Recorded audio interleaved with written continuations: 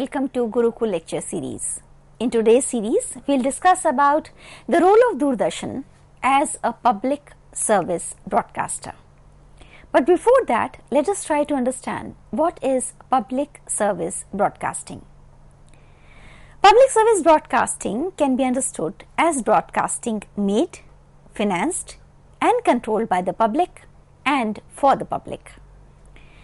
It is neither commercial nor state-owned and is considered to be free from political interference and pressures from commercial forces. Public service broadcasting is a prominent tool in bringing forth the informed social change in people and nations through its widely accepted platform. It is intended to meet community needs which exist beyond traditional, geographical and institutional boundaries. It has traditionally been the dominant form of broadcasting in much of the world, and even though with commercial broadcasting taking over much of public service broadcasting due to high viewership and resulting revenues, its importance cannot be undermined in a developing country like India. Michael Tracey, a British-American academician and producer with a specialty in public service broadcasting, gave the 8 principles defining public service broadcasting in 1998. According to him, PSB should have these factors. Number 1, universality of availability. Number 2 is appeal. Number 3, provision for minorities, especially those disadvantaged by physical or social circumstances. Number 4, serving the public sphere. Number 5, a commitment to the education of the public. And number 6, public broadcasting should be distanced from all vested interests. Number 7 is broadcasting should be structured as to encourage competition in good programming rather than competition for numbers. And number 8 is the values of broadcasting should liberate rather than restrict the program makers. Now, in this lecture series, let us discuss about the main functions of a public service broadcaster. Public service broadcasting must be concerned about a broader set of clienteles and a much larger mandate. It has to meet the complete media needs of all, including people living in every nook and corner of the country with very limited media options and exposure. It also has to cater to persons who are either watching television or listening to radio on a community set in an isolated part of the country. We must recognize that in India, where there is multiplicity of ethnicity, religions and languages, it becomes imperative for such a service to take into account the media needs of the minority audience, whether they are ethnic, religious or linguistic. The public service broadcaster needs to be concerned with developing taste, promoting understanding, spread literacy and development, create informed debate and empower the disadvantaged, major issues that commercial broadcasters generally ignore. This then is the real purpose of public service broadcasting. Through PSB, citizens are informed, educated and also entertained. When guaranteed with pluralism, programming diversity, editorial independence, appropriate funding, accountability and transparency, public service broadcasting can serve as the most credible voice of democracy. Now let us understand that what is the significance of public service broadcasting in India. You all know that India has a number of private television channels. Now, keeping that in mind, why do we still need a public service broadcaster? So, here are the reasons and the significance.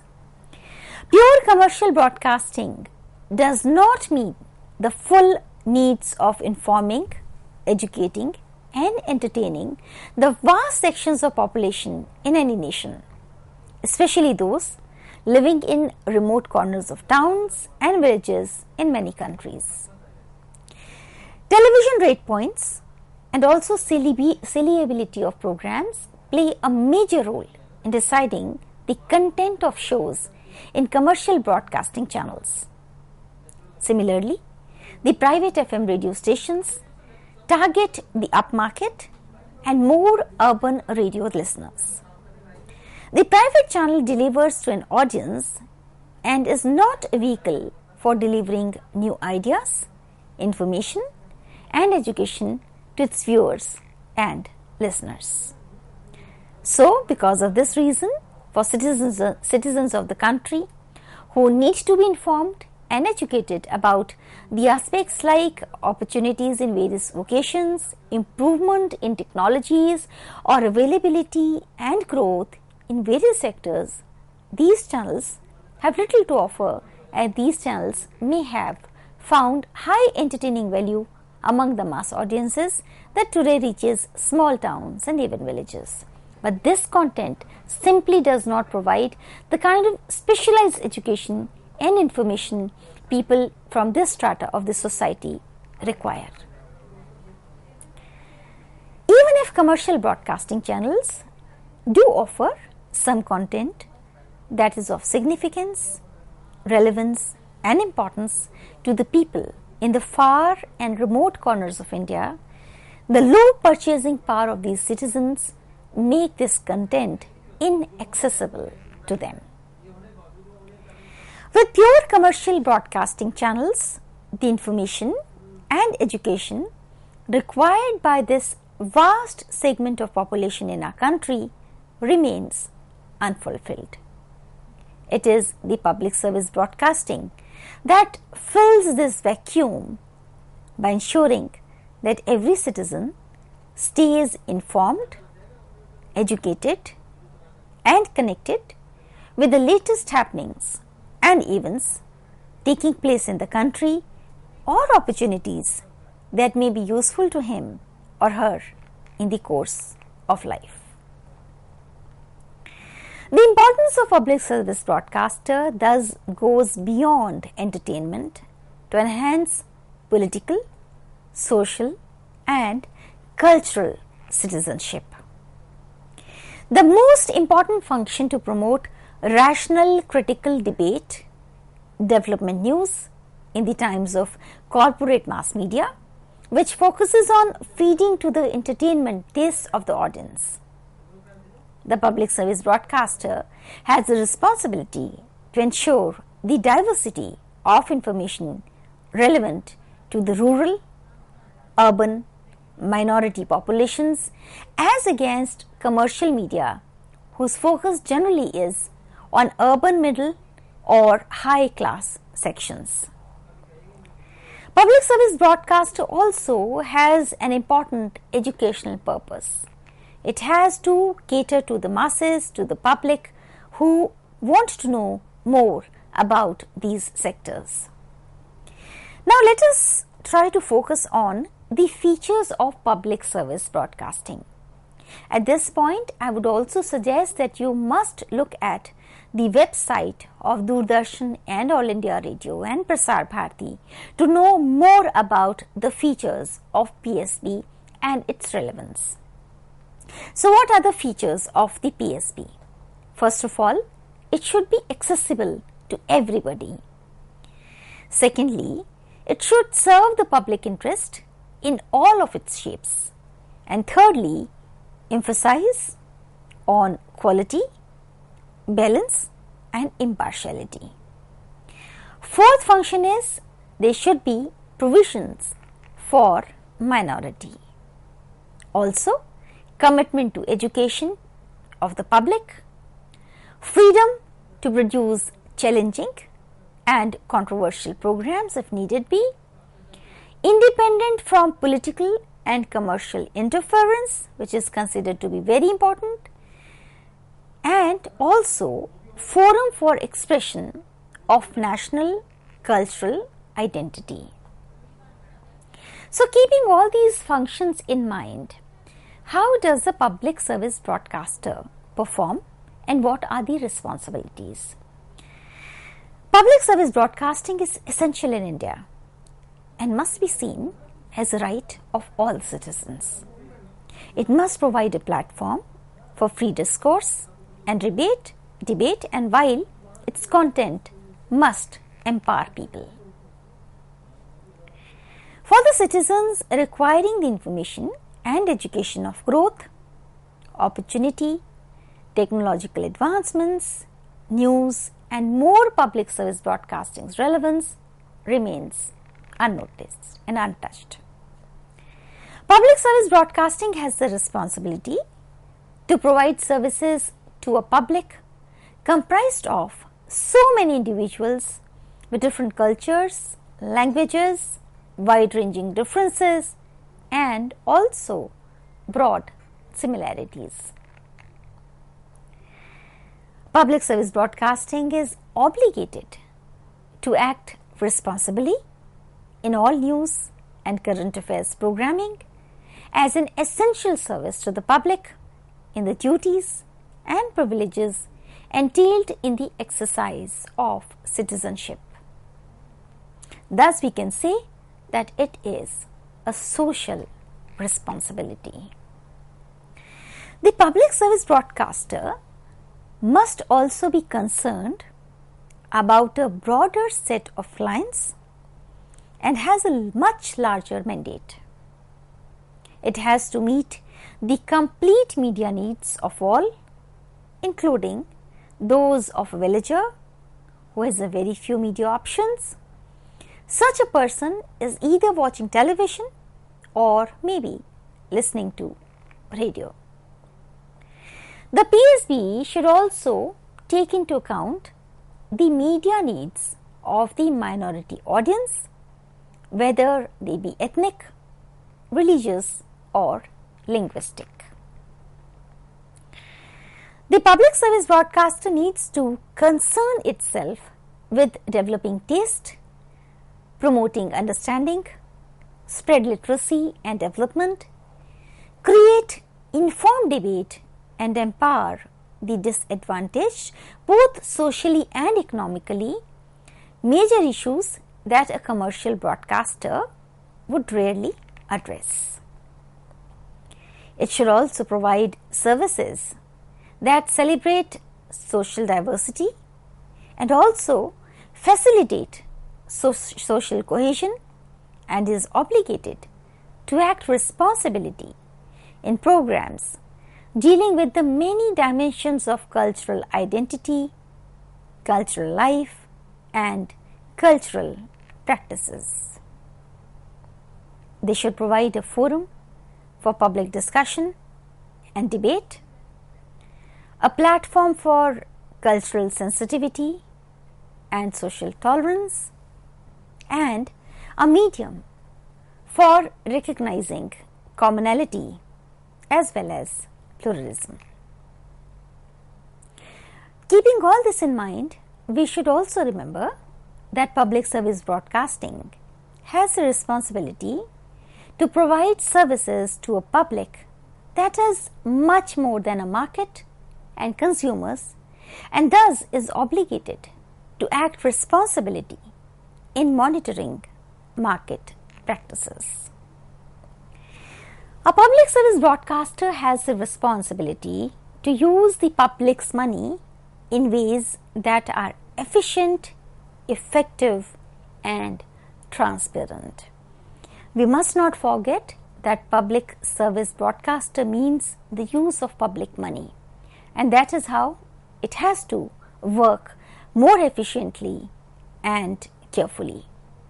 They are supported by public money and are obligated to use that money wisely and in ways that provide the greatest value for their owners. Now let us discuss about public service broadcaster in connection to Prasar Bharati. Prasar Bharati is India's largest public service broadcaster is an autonomous body and is one of the largest public service broadcasting corporations in the world, operating more than 67 television studios and 420 radio stations. Prasar Bharati was set up by an Act of Parliament in 1997. It runs the national television and radio networks, Doordarshan and All India Radio, which is also called AIR. It is administered by the Prasar Bharati Board, which is tasked with fulfilling the broadcaster's statutory mandate of informing, educating and entertaining the public while promoting ideas of national integration. Prasar Bharati is mandated to provide content that serves the human development needs of India's opportunity deprived population. A substantial part of its programming relates to education, health, agriculture, women's issues and so on. Prasar Bharati's radio and television arms have phenomenal reach and penetration. You would be surprised to know that All India Radio has a reach of nearly 99.2% of country's 1.3 billion population. DD, with its 1416 terrestrial transmitters, has a potential reach of more than 90% of the population.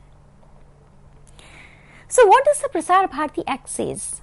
I would request you to look at the Prasar Bharati website to read about it in much detail. Here we are going to discuss some of the parts which come under the Prasar Bharati Act.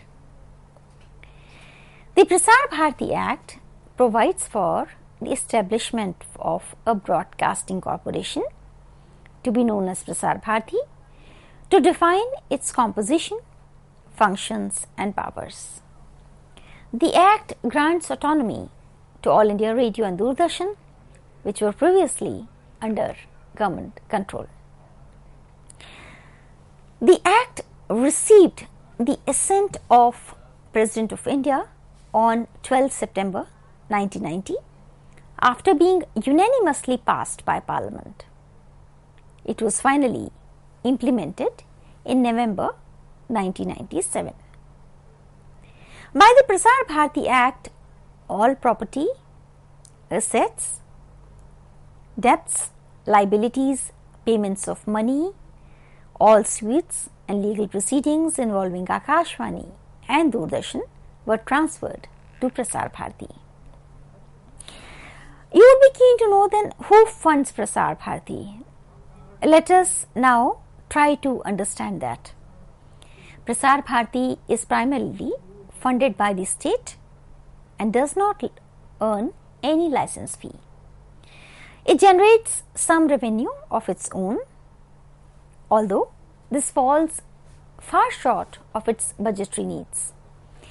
From 2016 to 17, the government's grant to Prasar Bharati was nearly 3,156 crores. The same year, the total revenue earned by Doordarshan and AIR was nearly rupees 1,282 crores. But what about the independence of Prasar Bharati? Is it independent? Let us have a look at that. While the law grants full autonomy to the public service broadcaster, its board needs the approval of the Ministry of Information and Broadcasting on matters such as new projects, recruitment, creation of new posts and sale or mortgage of assets. And what about the Prasar Bharati board? So there is a board which looks into the functioning. The Prasar Bharati Act stipulates general superintendence, direction and management of affairs of the corporation vests in Prasar Bharati Board, which may exercise all such powers and do all such acts and things as may be exercised or done by the corporation.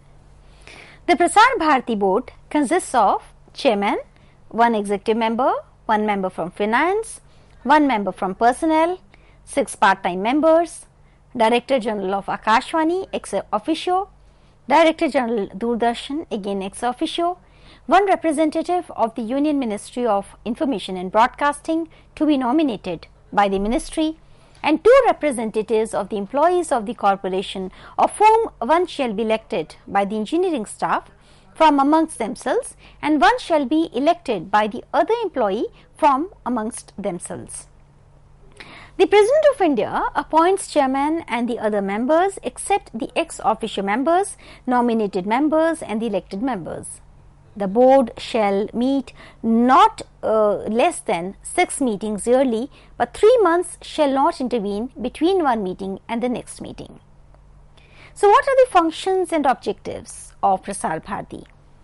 The primary duty of the corporation is to organize and conduct public broadcasting services, to inform, educate and entertain the public, and to ensure a balanced development of broadcasting on radio and television.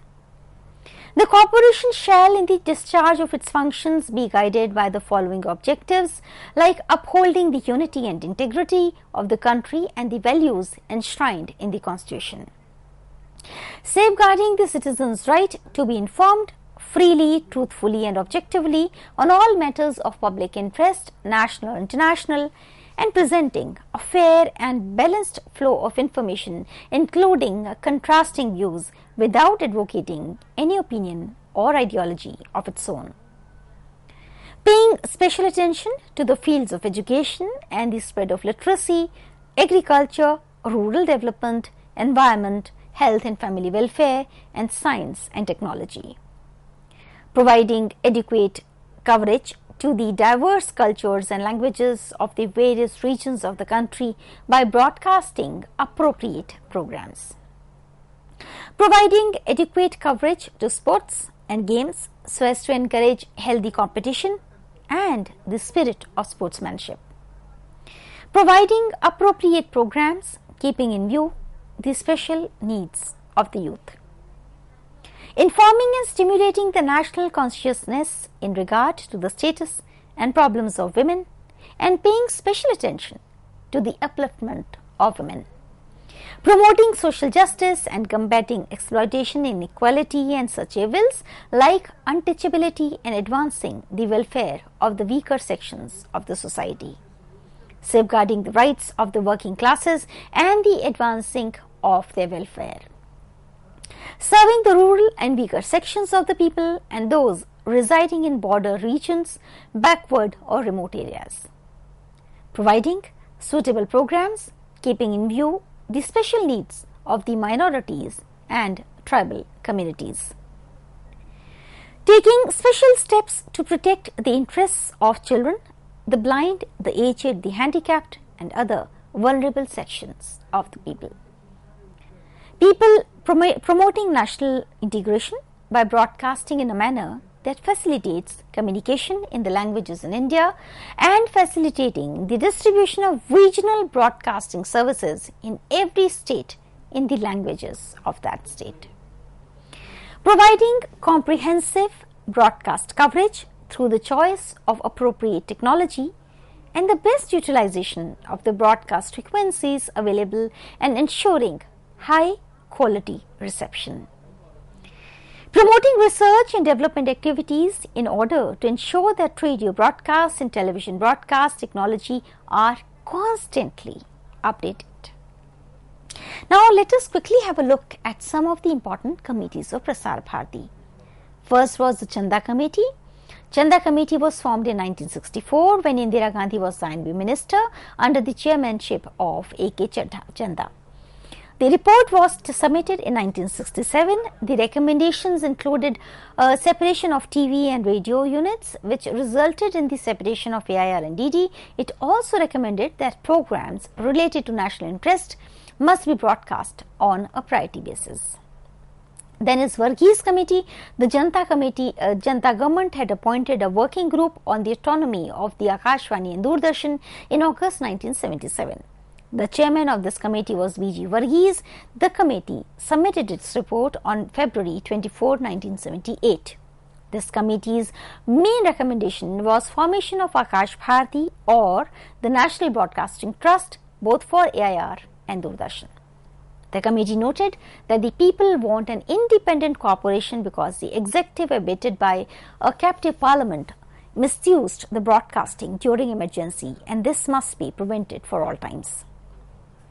This was a bold recommendation of this committee, which wanted substantial constitutional safeguards for the recommended body. But these recommendations were not even supported by Janata rurals. The report was later rejected. Then Minister L.K. Advani commented, the committee has recommended the creation of an independent constitutional entity parallel to the judiciary on which the legislature has no control, so we can't accept it. Third committee was P.C. Joshi Committee. Congress appointed P.C. Joshi Committee in 1982, whose main term of reference was to prepare a software plan for Doordarshan. But this group also emphasized on the absence of functional freedom in Prasar Bharati. This committee said that the Ministry of Information Broadcasting should be recognized and a separate board on the lines of Railway Board should be created, in which only people with professional expertise should get an entry. So slowly a consensus developed for a television authority of India as a public trust and under the control of Parliament and office with only experienced professionals. The recent committee is the Sam Petroda Committee, a multi-member committee appointed by the government, has recommended amendment to the Act of 1990 to give effective freedom to the public service broadcaster Prasar Bharati with administrative and financial powers. The committee, headed by Sam Petroda, had made recommendations such as reorganize the Prasar Bharati board to make it a professionally managed body, give the organization the power to hire skilled professionals without requiring government approval, develop a funding mechanism for Prasar Bharati to address the need for autonomy with financial accountability, set up a regulatory body to ensure public accountability of the organization with respect to all content broadcast on its television and radio network. It should be a subcommittee of the Prasar Bharati board.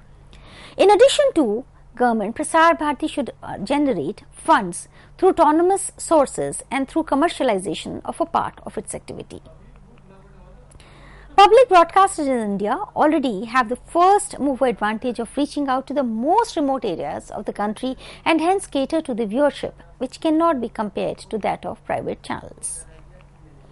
The recommendations of Sam Petroda Committee assume huge importance in this scenario.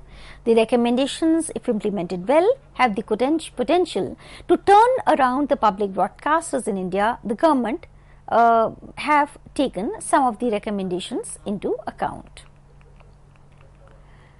Now, let us look at some other points which are related to the Sam Petroda Committee.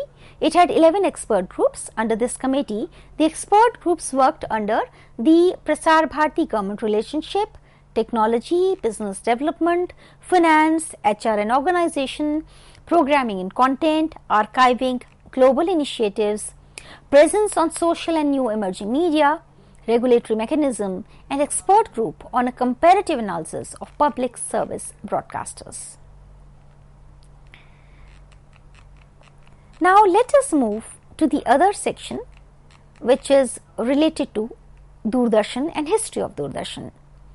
Doordarshan, as the sole television channel of the country, was the face of and witness to India's transformation of becoming a global leader in digital communications years ago. It started off as a makeshift studio where the key journalists beamed their voice and visuals through a small transmitter, aiming to develop the nation with its new technology. The experiment became a service in 1965 when Doordarshan began beaming signals to reach television sets in living rooms and around the country's capital. New Delhi. By 1972, services were extended to Mumbai and Amritsar and then on to 7 other cities by the year 1975. All this time, it was part of the national broadcaster All India Radio. On April 1, 1976, it transited to become a separate department in the Ministry of Information and Broadcasting, though still serviced by All India Radio, especially for its news.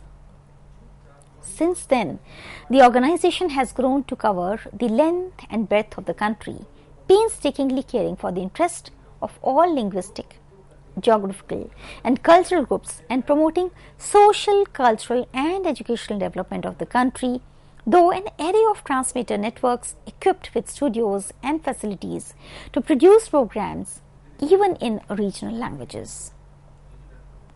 Doordarshan is the source of news and information services to almost every geographical community, all occupational groups and each community.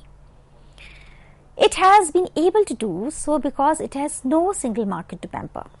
This feature enabled it to become the country's prime television service provider, and it has become the symbol for celebration of its diversity and for its unity. Now let us see what are the objectives of Doordarshan. To act as a catalyst for social change, to promote national integration, to stimulate a scientific temper in the minds of the people, to disseminate the message of family planning as a means of population control and family welfare, to provide essential information and knowledge in order to stimulate greater agricultural production, to promote and help preserve environmental and ecological balance, to highlight the need for social welfare measures including welfare of women, children and the less privileged, to promote interest in games and sports, to create values of appraisal of art and cultural heritage. But apart from all these things, what makes Doordarshan unique? Doordarshan's broadcasting along with its creativity make it an ideal role model which had numerous centers, an array of transmissions and hundreds of studios.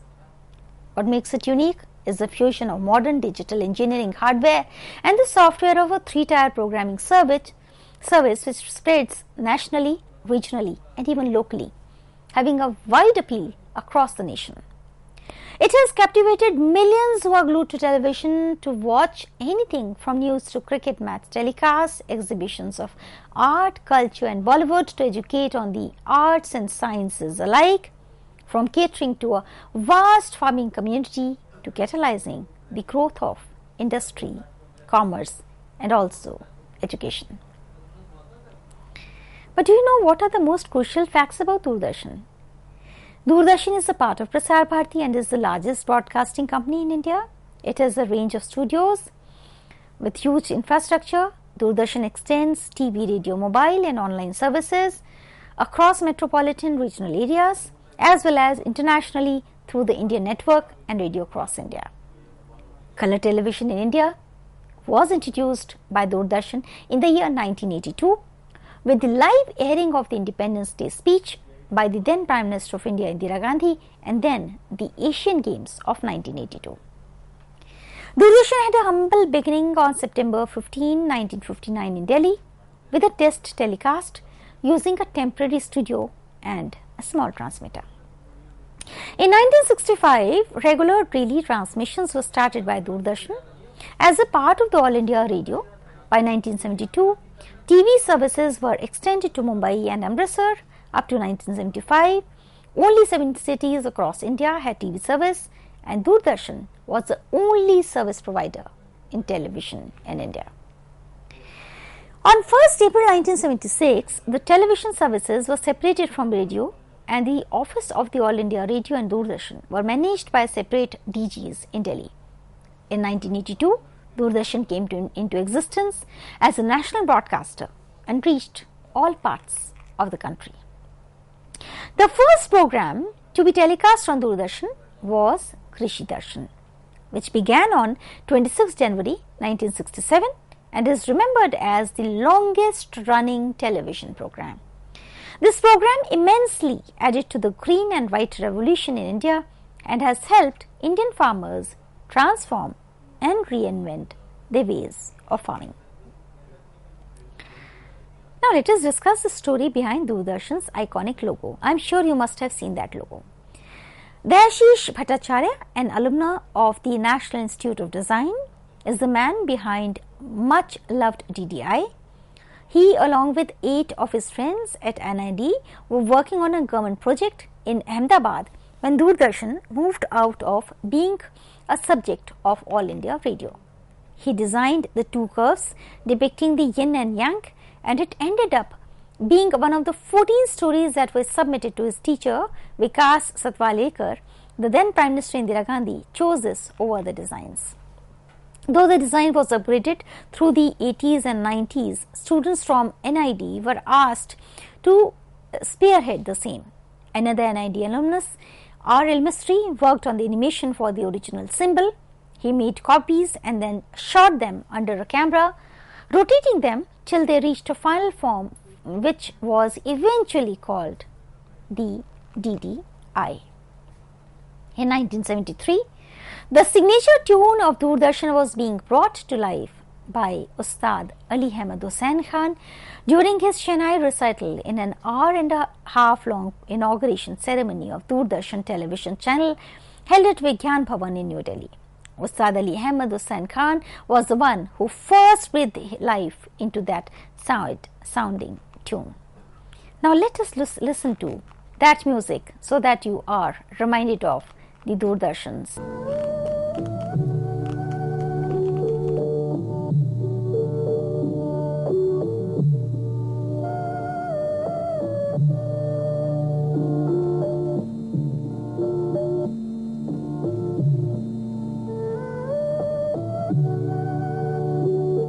So, I hope you were able to listen to this mindful signature tune of Doordarshan, which was designed many years ago, and even now people remember it with lot of enthusiasm.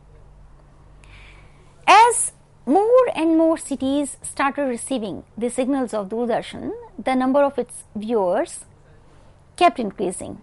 It became a truly powerful medium. But a medium of what? This was yet to be decided.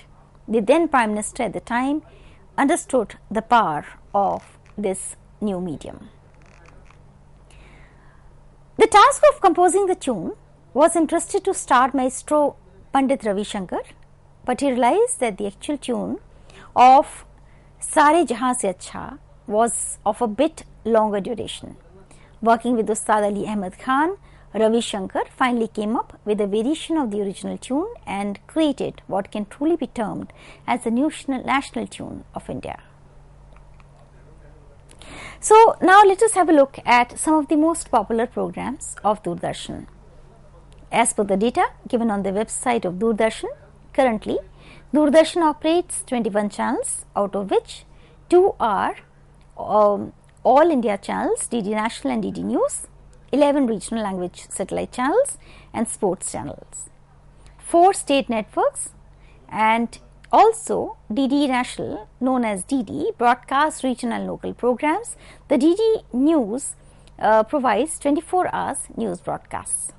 These are the national channels of Doordarshan: DD National, DD News, DD Sports, DD Bharati, DD Urdu, DD Kisan, DD India, and these are some of the regional channels: DD Arun Prabha, DD Bangla, DD Bihar, DD Chandana, DD Girnar, DD Madhya Pradesh, DD Malayalam, DD Northeast, DD Oriya, DD Podigai and DD Punjabi, DD Rajasthan, DD Sahyadri, DD Saptagiri, DD Uttar Pradesh, Yadagiri, DD Kashir. An interactive service of Tata Sky shows Doordarshan programs which are not otherwise available on Tata Sky or other channels. Some active Doordarshan channels are DD Kashi, DD Gujarati, DD Punjabi and DD Chandana. Doordarshan also has a service called DD Direct Plus, which is DTH service and is free of charge. Doordarshan India also broadcasts internationally through a satellite and is available across more than 146 channels around the world. From a modest beginning in 1959, Doordarshan now has the global reach and continues to inform and entertain viewers of different generations across geography. Let us quickly have a look at some of the popular shows on Doordarshan. Hum Log was India's television first soap opera and also the first serial drama. It is the story of an Indian middle class family of the 1980s and their daily struggles and aspirations. It was created on the lines of a Mexican television series when Canningo, 1975, using the education entertainment methodology. The idea of the TV series came to the then Information Broadcasting Minister Vasant Sathe after a Mexican trip in 1982. Soon, the idea for Hum Log was developed in collaboration with writer Manohar Shyam Joshi, who scripted the series, and filmmaker P. Kumar Vasudev, who went on direct the series. The title score was composed by music director Anil Biswas. At the core of its struggle, Hum Log had women empowerment woven into it. The show's principal female character Bhagwanti, Badki, Manjali and Chutki all were in a constant struggle with their status and also their identity. Then we can also discuss about Ramayana.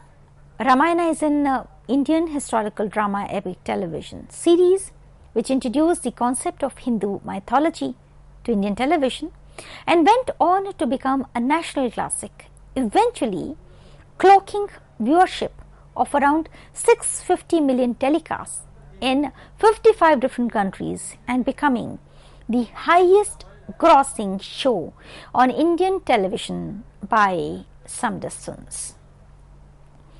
Ramanand Sagar had written and directed the 78 episode series which brought the country to a standstill every Sunday from January 25, 1987 to July 31, 1988 at 9:30 am. It was a TV revolution as for the first time Indian audience watched an epic on television. Its popularity was so high that the cast of Ramayana was given the status of gods. India Today called it Ramayana fever, where public transports, trains, buses, inner city trucks would become empty when the program was telecast, and people would assemble in villages around the sole television set to watch the show. And it actually was a program the entire family could watch.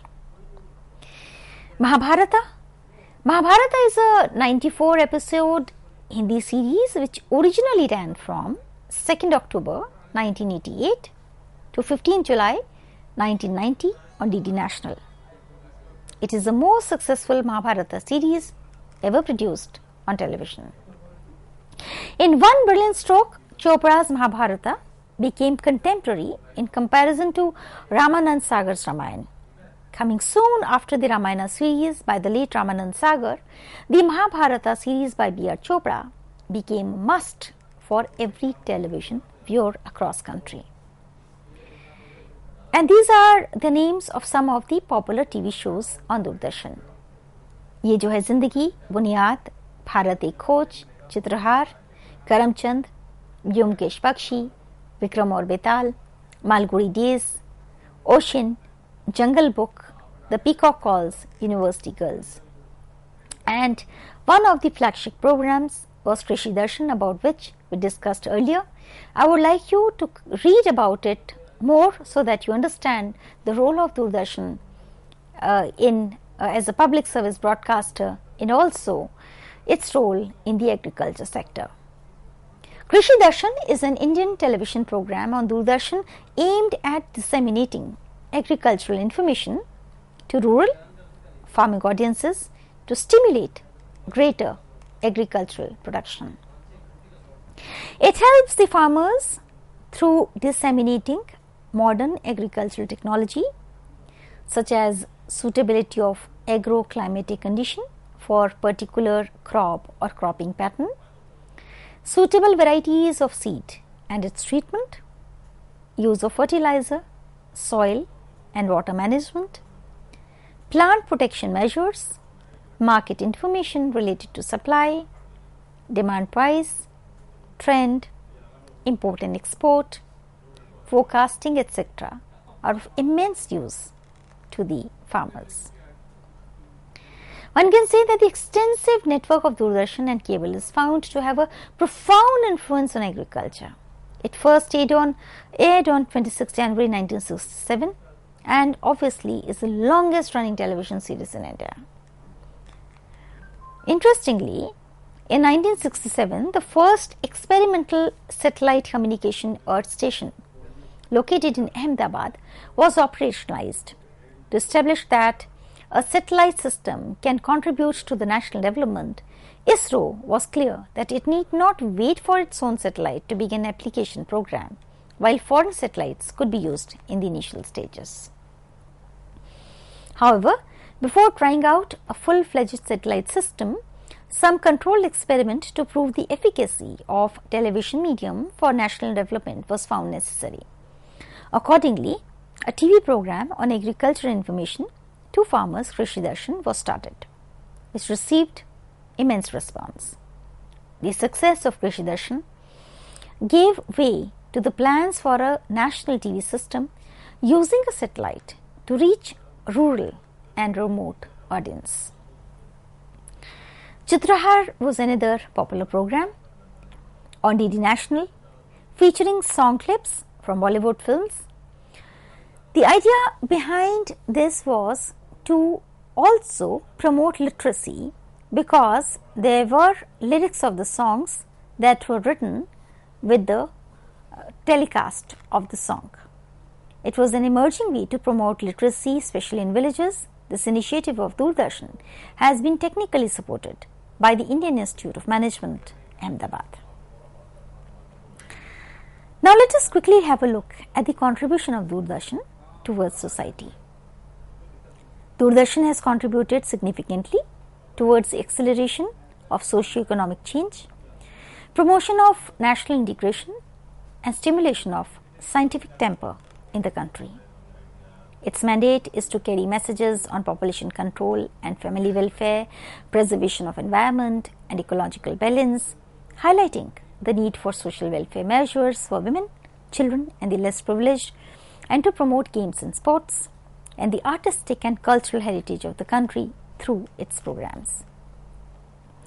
Doordarshan has also increased the understanding of the people regarding the issues and also develops common feeling for the need for social change. The present outreach of Doordarshan has created awareness and appreciation of the socio-cultural ethos of our different regions. It has contributed to breaking the social barriers and inculcation of scientific temper in our masses. Exposure to media leads to the appreciation of social and cultural ethos. Information bridges the gap of understanding between the people and helps them to unite for the cause. Doordarshan has done this job by contributing to the information exposure.